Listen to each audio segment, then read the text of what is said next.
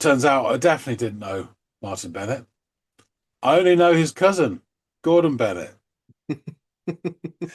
You may not be aware of Gordon Bennett, but it's a British slang. It's an exclamation of surprise, frustration, or amazement, often used in place of swear words. So someone say, Gordon Bennett, look at the size of that fucking thing. Um,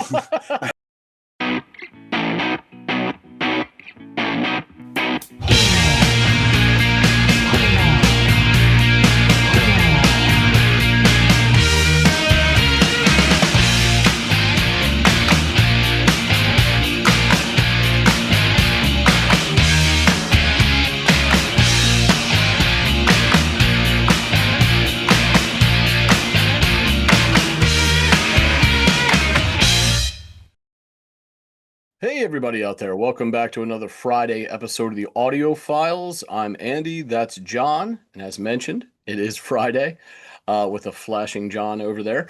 And that means our episode and the song and band was sort of dedicated to a selection made by one of you guys. So today we're going to be checking out, at the suggestion of the Gordon Ritchie, an artist named Martyn Bennett and his track Blackbird.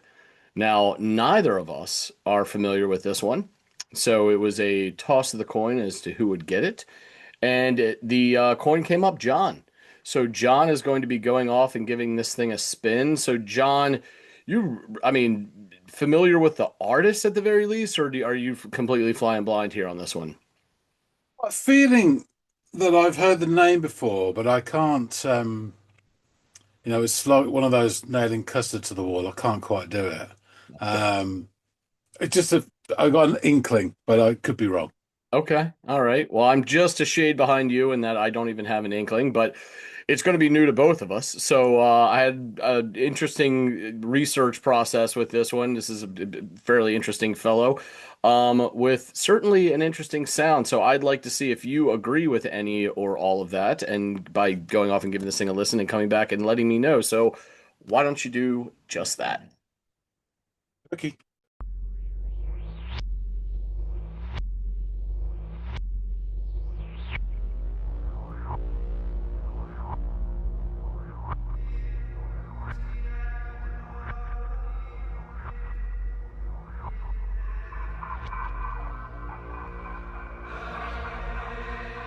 What a voice, what a voice, what a voice I hear. It's like the voice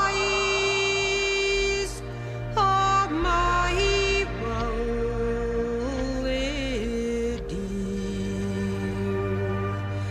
But thy heart wing. Okay. What a start. What a start. Um, yeah, wow. So we get these sounds. I'm not sure what they are, but they're reversed. And then we get some eerie sort of clanking noises. Um, and then comes a vocal. Um, Question: how more Scottish can she sound? The answer is none more. Um, what a voice! What a voice! What a voice! I hear. It's like the voice of my. She said, "Willie, dear." It's Ethel in the Queen Vic in EastEnders. Does anyone see my Willie? Yeah. It's really evocative, isn't it? This huge atmosphere. It's almost like I was wondering what sort of picture it was painting, and then her vocals coming in. It's so Scottish.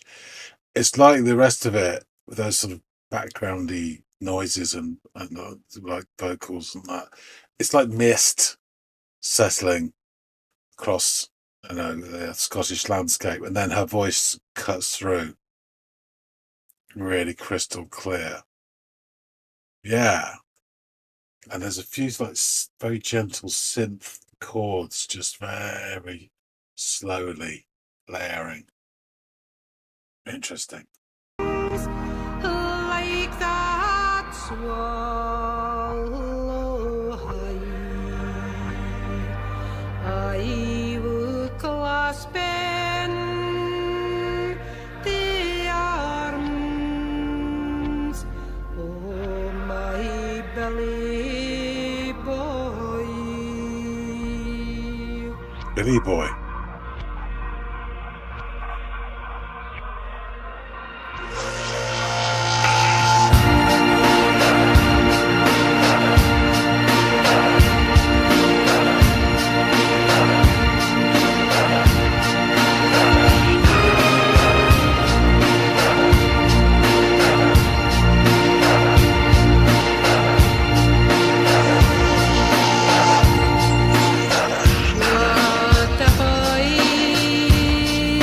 What a voice, what a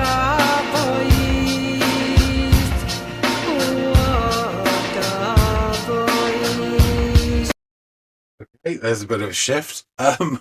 They come in these strings, and I just got this picture of sort of almost flag waving, like Olympic opening ceremony, elbow.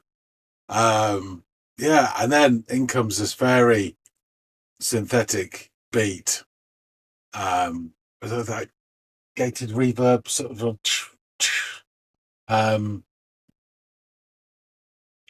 Yeah. So it was a bit stirring, and then it's done this purpose with this beat, and then back comes her voice again. And I think in the contrast between her voice and this new sound, she sounds really old now. Really sort of. I wonder if this is a contrast between like old and new sounds. I'm not sure. I'm not sure how it sits with me. My instinctive reaction is nah, but I'm gonna let it play out and try and hold my judgment till the whole thing goes through. Because there must be a reason why he's doing it this way. Martyn Bennett. Yeah, interesting. Yeah, let's see how it goes. It's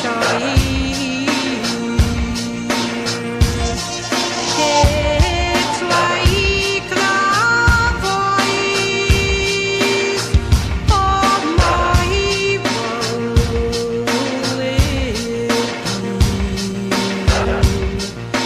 but if I had wings like that swallow high,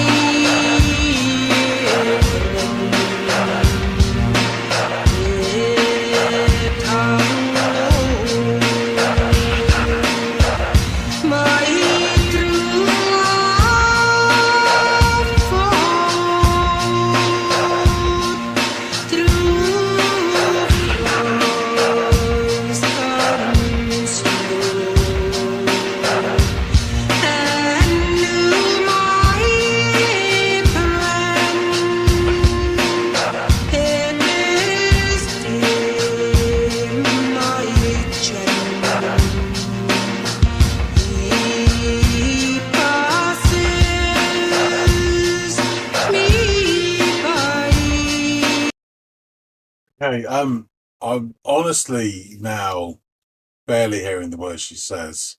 They're more like sounds. I mean, look at the stereotype here, it could almost be a bagpipe or something playing. And it's beautiful notes, the way she carries it's lovely. But I think the beat, that synthetic beat and whatever it's doing, seems to be growing actually, and almost overshadowing. The power of her voice seems diminished within this setting. It was truly sort of cutting through the mist and gloom and the opening. And it just felt a little bit diminished here, which is a shame. Just my take. There's also sort of a synthetic keyboard or something that's coming creeping. It's really quite subtle in the mix. And again, it's kind of like sounding like a set of pipes or something would do that job, but it's very subtle, and it's not often you can say a set of bagpipes are subtle. So, interesting.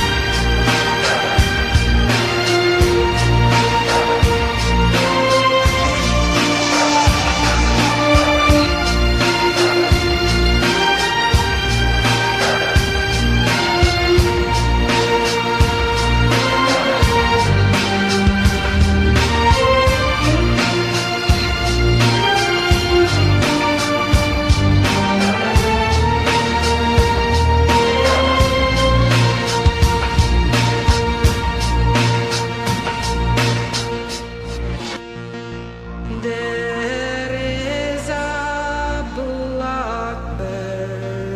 Oh, there's a blackbird. Sits on yon tree.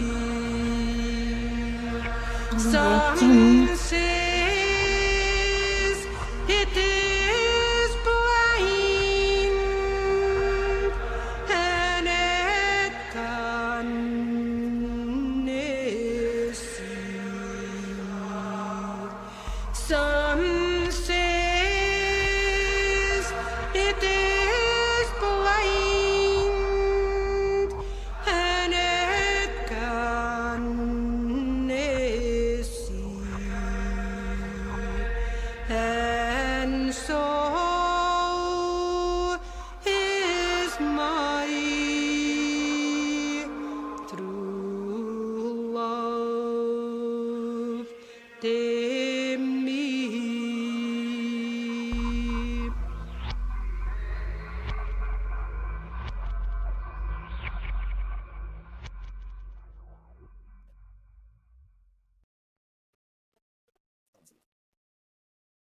I mean, I don't know if that really makes my point though. That ending was just so powerful. Well, cut back in. There was some strange. So the strings came back, 3/4 of the way through that, and it felt very stirring and almost patriotic, and in the way that a lot of really good Scottish songs have that quality about them. That being stereotypical, really nice. And then when it cut back, when she was just singing again right at the end, and it said, "Some say it's through the blackbird. Some say it's blind and it cannot see." And the way she was delivering that, and the music sort of stopped, was almost hanging in the air, and you had this sort of backwardsy noises and a bit of sort of muttering and these background vocals. It felt quite sort of mystic and profound. I don't know enough about sort of Scottish legend about the blind blackbird. And she said something about it relating to her true love, and then it just sort of slipped away with those reversed noises. It sounds like an android eating soup. Yeah, really interesting track. I do not know how successful I found that sort of synthesized beat kicking in. I don't know why he put that together. I'm wondering if this is an old song and then old and new. So he was revamping stuff. Perhaps he's bringing old songs to a next generation. If that's the case, then that's laudable. Definitely. I think for my taste, though, it was just a bit sort of too much like that sort of 80s gated reverb sound. You got a lot of stuff. It's a bit heavy-handed, I think. What do I know? It's really interesting though, and I found the female vocals quite captivating. Although I did start to think that she sounded older and older with the sort of more modern music of the beat, and I did find myself wondering how many teeth she still has in her head. But there you go. That's just me. We need to find out lots more about this very interesting song, and the guy put this together as well. To do that, we've got to go back and chop it up with Andy. All right, John. So you have returned, flown back in like a blackbird. What did you have to say about Mr. Bennett's song here? You've only been waiting for this moment to arrive. The clues in the title. I should have known the Gordon Ritchie because that sounds to me a very Scottish thing. Hey, the Gordon Ritchie, and I should have guessed from that. Turns out I definitely didn't know Martyn Bennett. I only know his cousin, Gordon Bennett. You may not be aware of Gordon Bennett, but it's a British slang. It's an exclamation of surprise, frustration, or amazement, often used in place of swear words. So someone say, Gordon Bennett, look at the size of that fucking thing. And it stems, apparently, I looked this up, it stems from the reputation of the wealthy, scandalous 19th century American playboy James Gordon Bennett Jr., who's renowned for his outrageous drunken antics. He once caused a scene by urinating into the fireplace at his fiance's engagement party, which also would have been his engagement party.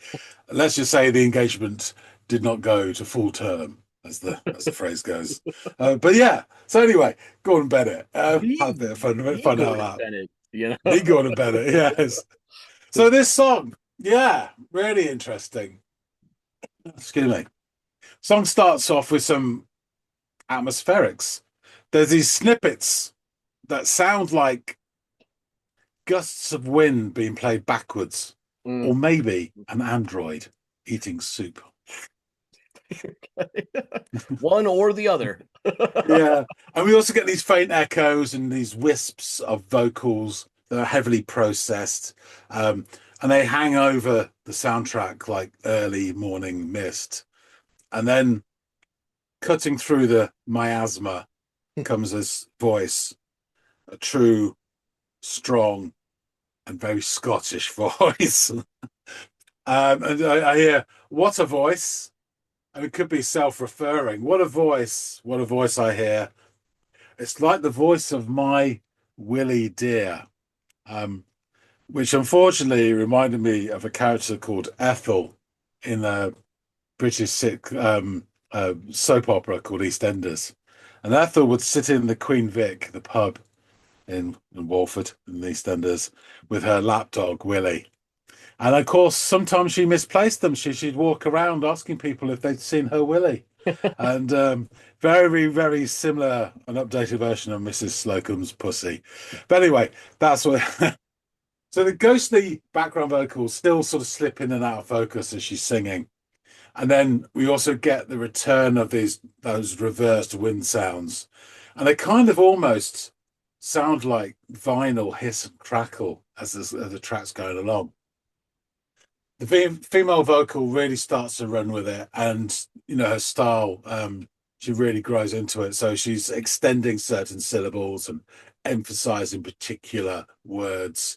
And if you pause for a second to ponder what's going on musically, the comprehension of the words starts to drift away from your reach like an untethered skiff in the gloom. So I lost the words about this point, but the sounds were still really nice and really pleasant. We get some gentle chords from a keyboard slinking in unnoticed and sort of drifting around the coattails of the vocals, really down the mix, but they're just there. And she declares something about my Billy boy this time. And as she says this, the song seemingly pauses, almost hangs in midair with potential. And then this very modern sounding soundtrack comes crashing in. What I presume are keyboard generated strings start waving airily. Kind of made me feel like patriotic flags in the breeze. And we get this tub thumping beat, which sort of breaks the serenity. The percussion, the beat is very synthetic. It has that gated reverb sound. So, um, the vocals rejoin, and as they do, as she starts singing again, the strings withdraw. So we just get the sort of beat and the occasional synthesized like sound effect. But she sounds even more Scottish than she did before, in contrast to this, the strings and then the beat. Um, at this point, I'm trying to keep an open mind as to what I think of this combination, because my instinctive reaction is that it just doesn't work for me. But we're only 2 minutes into a 6 minute song, so I'm going to try and reserve judgment. Plus, I'm unsure as to why he's done this. I presume Martyn is the guy, he's definitely not singing, has put this together, and what the reason is, other than just his own auditory aesthetics. So she continues with her tale, and the beat to me seems to get louder. And I think it's just a perception thing. But as I'm listening to it, I'm thinking about, is this a contrast between old and new? A sort of old Scottish song, perhaps, which he's bringing forward for younger people to hear, with the sort of the vehicle of this sort of background beat, etc. But the other thing I will say is that voice, it cut through at the beginning of the song with such clarity. It seems diminished now amongst the rest of the modern thing, and it made me feel like she was even contrasting the old and young. She started to sound quite old to me, and then I started wondering how many teeth she still has in her mouth. Anyway, we get occasional electronic effects bursting across the sonic landscape. One of them sounded like someone is trying to cook a tin of iron brew in a pan. And around the 3 minute mark, those synth parts creep in again, way down in the mix. And I'm almost expecting some sort of manufactured bagpipe sound, which doesn't quite come. It's very subtle, and and one thing you can say about bagpipes is they're never subtle or understated. So we get a brief break where there's just a couple of seconds of this jangling, like almost chimes or some metal objects, and it ushers back in the lush string sound. And it's all sort of swooping cinematic shots now through the glen, across the windswept heath. And it has those patriotic overtones again, that's stirring in a way that's some of the best Scottish music has, without really trying or becoming jingoistic or sort of like pastiche or whatever. The vocals return, and I catch, there is a blackbird sits on yon tree. Some says it's blind and it canna see. Which she repeats again. And with all this, so everything's pretty much dropped out. You've got the ghostly echoes of those vocals again. And they say this line's repeated once more. And it becomes extremely poignant and quite mystical in its setting. And she finishes with a line something about her own true love. And the music then fades with just a touch more of the android soup eating in reverse.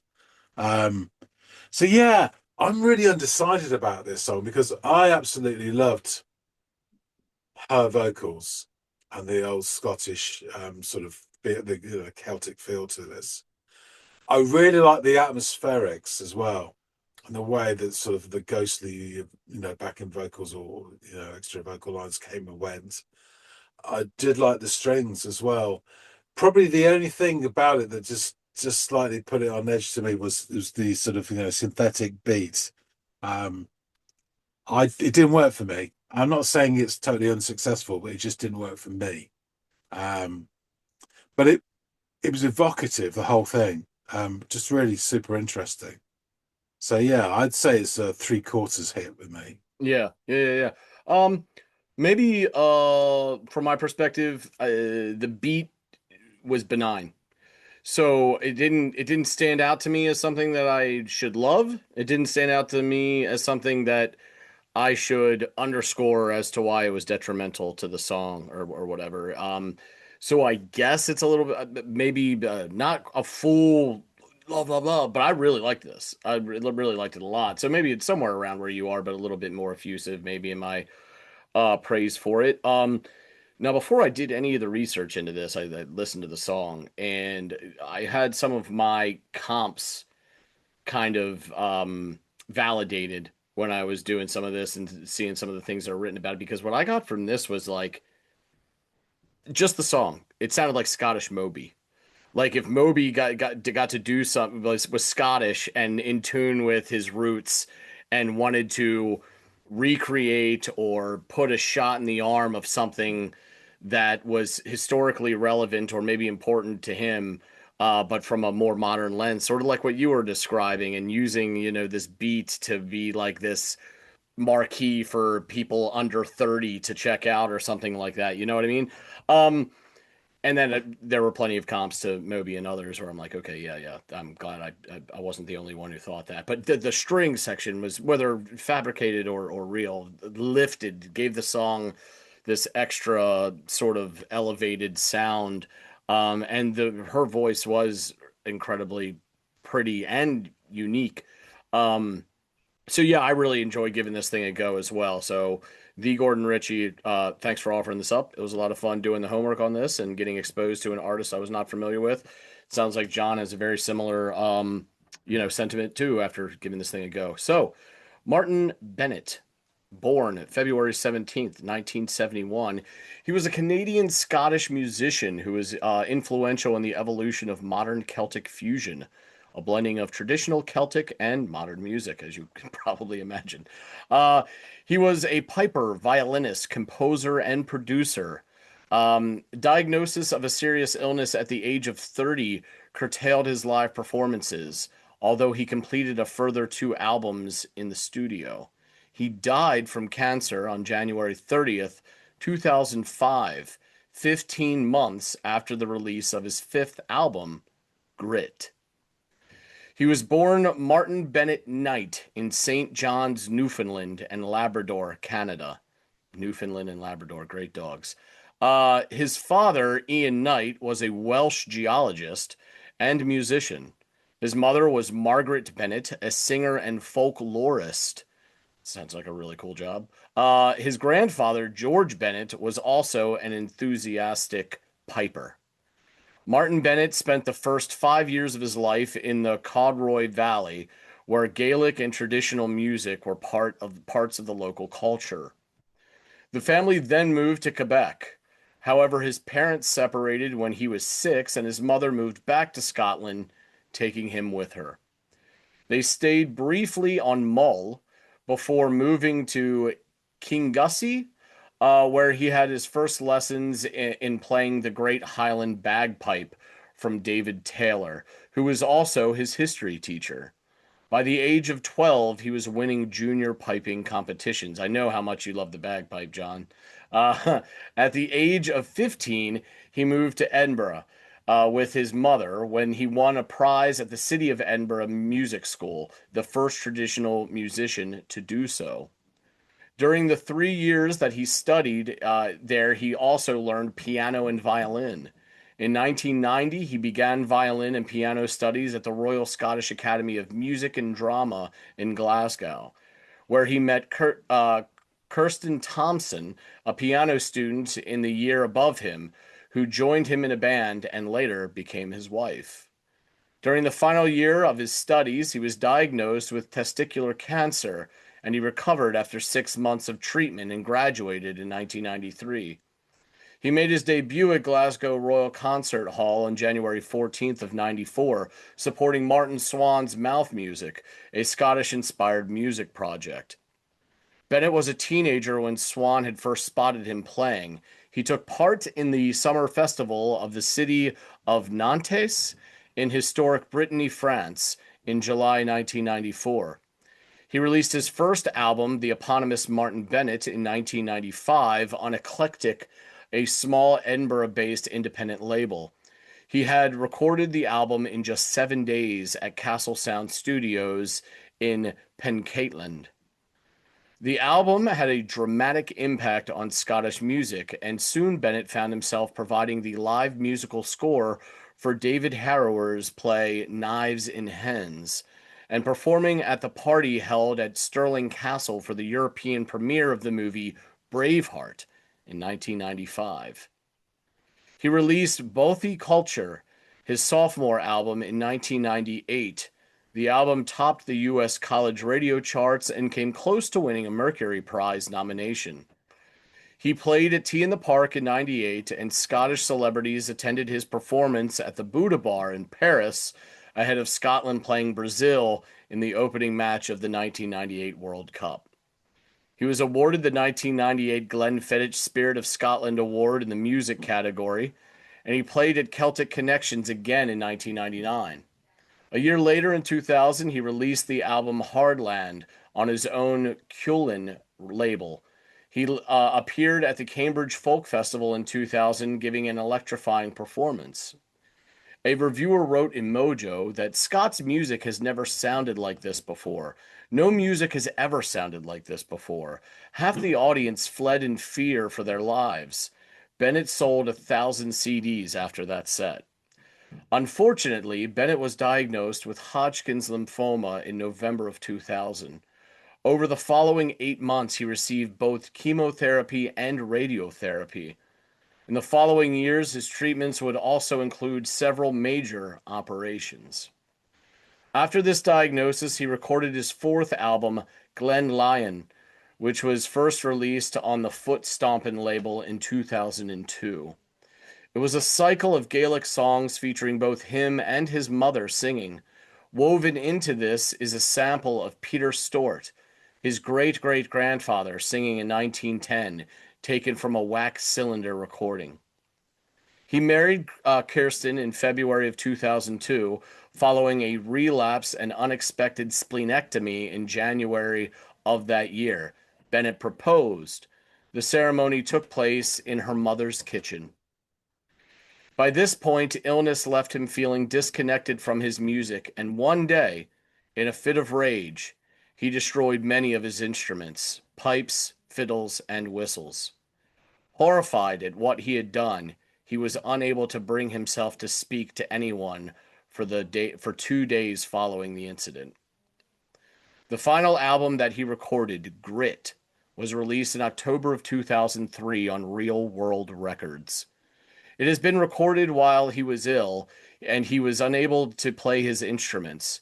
He brought together samples of unaccompanied traditional Scottish folk singers, his own bagpipes, and fiddle playing with electronic drum beats. In Bennett's sleeve notes for Grit, he wrote, "In recent years, so many representations of Scotland have been misty-lensed and fanciful, to the point that the word Celtic has really become a cloudy pigeonhole. This album was a chance for me to present a truthful picture, yet place my own reflection in the great mirror of all cultures." For Move, the opening track, he sampled a recording of traditional singer Sheila Stewart performing the Moving On song. Ewan McCaggle's song about travelers, she was delighted that he was taking it to a new audience. His song Liberation featured Michael Mara narrating an English translation of Psalm 118. The album has been credited with starting the musical evolution of Celtic fusion. On December 10th of 2003, BBC Two Scotland aired an Artwork Scotland documentary titled Martyn Bennett, Grit. Lee Blackstone of Roots World reviewed the album and wrote, "Grit is Martyn Bennett's great leap forward in combining hard electronic beats and sampling technology, and clearly builds on the Glen Lyon project. His intent on his latest outing was to pay homage to the traveling people in Scotland, the Roma, and the traditions of the Hebrides, lifting off songs and spoken word tales from old tape recordings and vinyl records. One could argue that Grit bears a similarity to Moby's play, which mixed blues recordings and electronica, But Bennett's music never comes off as smug or as self-congratulatory as Moby's. After repeated listens to Grit, it strikes me that he has created the field recordings of the future.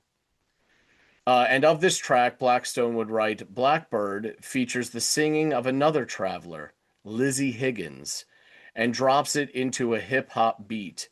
Yet Bennett hardly makes this approach mundane. The song has a cinematic quality to it, the sound opening up as Bennett adds a gorgeous string arrangement to the tune.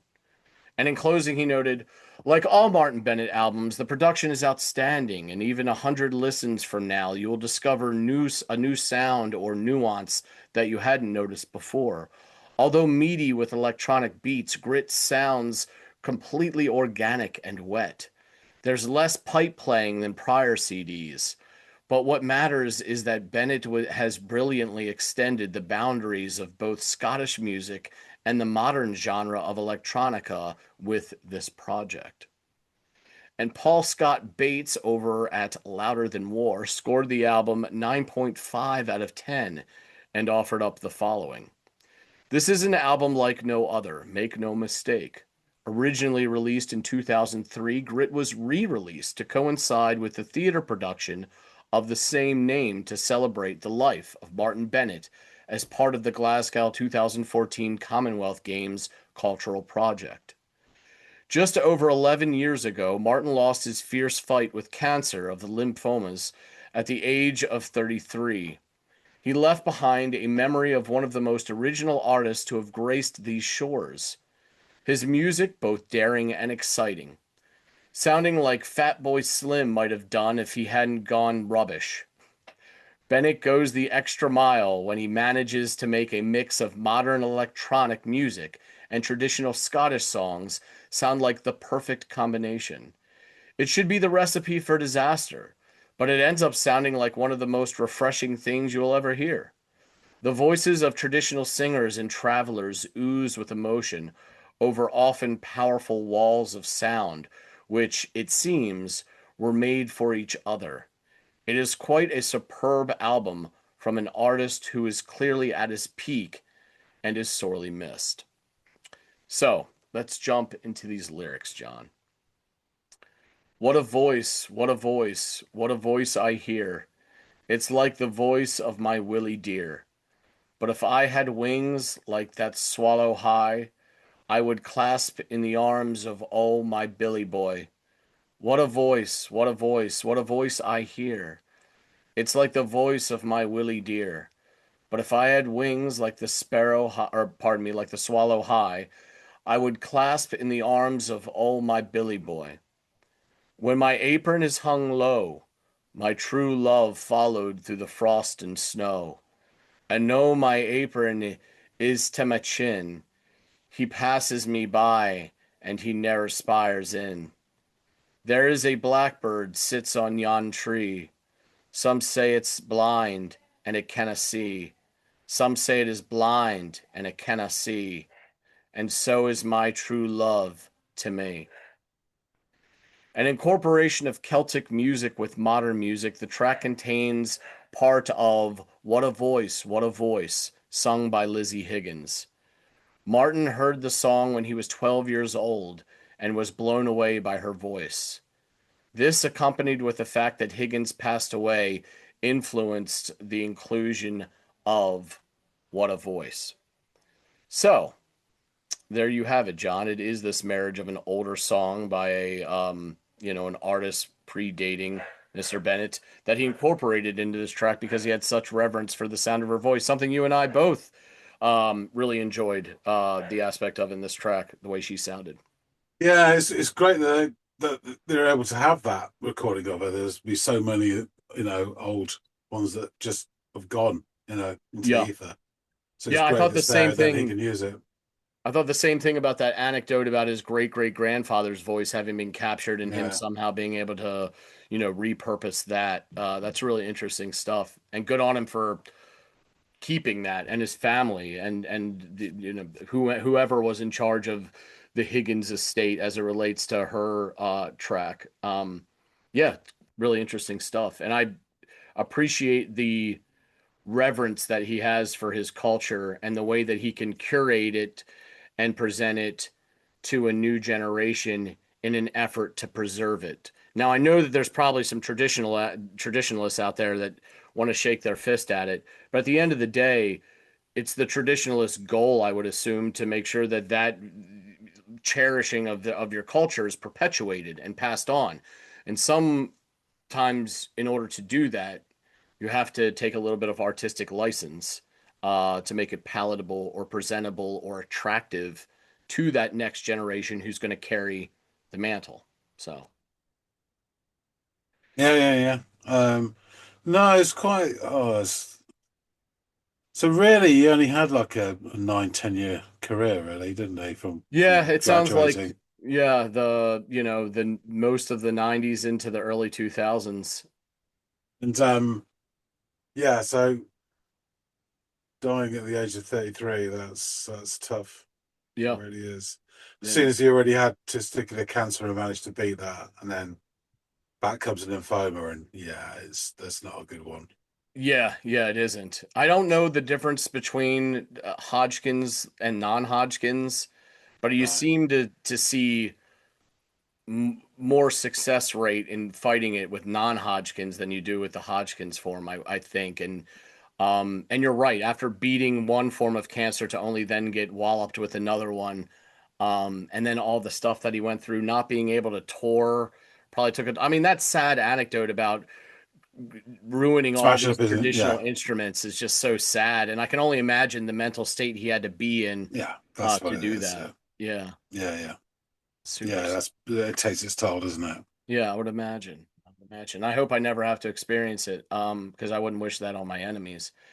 But yeah, never knew about this guy. You know what I mean? These are just little gems like this where you learn about this guy that was, you know, important to his culture, and wanted to just Yeah, do right by it and preserve it. I respect the shit out of that. You know what I mean? And it's I'm glad interesting. that go ahead. Yeah, because I mean, King Creosote that we've listened to, does the same thing in terms of perpetuating this sort of like Scottish folk, um, of a more modern bent, but in a different way. He's done it, but Hmm.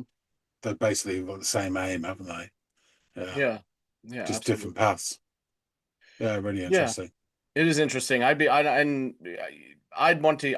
I'd be interested and willing to check out more from Mr. Bennett, given what I've learned about him and what his aim was and how he came at his music from a real altruistic place. Like this wasn't a guy that was chasing tail and trying to make greenbacks. You know what I mean? He wasn't.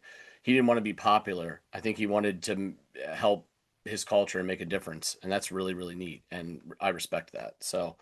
Um, John, is there anything you wanted to add on to this before we wrap up? No, no, I think yeah, just appreciate the Gordon Ritchie Yes. for and all who sail in her for for putting this forward, because yeah, this is, as I say, something that I thought I heard his name, but it must have been something else because I hadn't heard this at all. So it's really interesting to stumble across it. And, this is what this channel's all about. It's new and Yes. interesting stuff.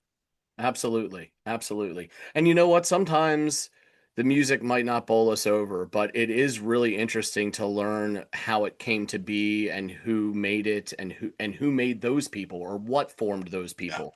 So yeah, the doing all that stuff, it's I don't know, it's call it nerdy, call it a waste of time or whatever, but keeps me sane and it keeps me interested and it keeps my, at times like this, my hope alive.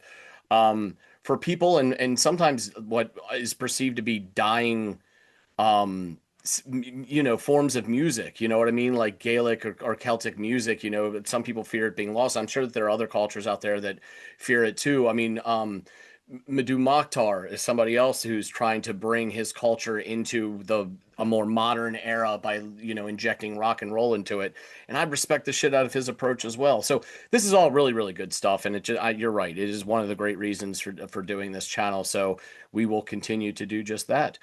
Guys out there in the listening audience, please let us know what you thought of Martyn Bennett and the song Blackbird and any of his other tracks or albums. If you have anything to add that we didn't canvas here, please feel free to drop it down in the comments field below. We are very interested to learn more about this fellow and maybe some other songs that we could check out here on this channel in the future. Also, please like, share, and or subscribe if you haven't done any or all of those things. It does help us here at the channel, and we really do appreciate it. And hopefully John and I will catch all y'all in growing numbers on the next installment of the Audiophiles. Have a great weekend, guys.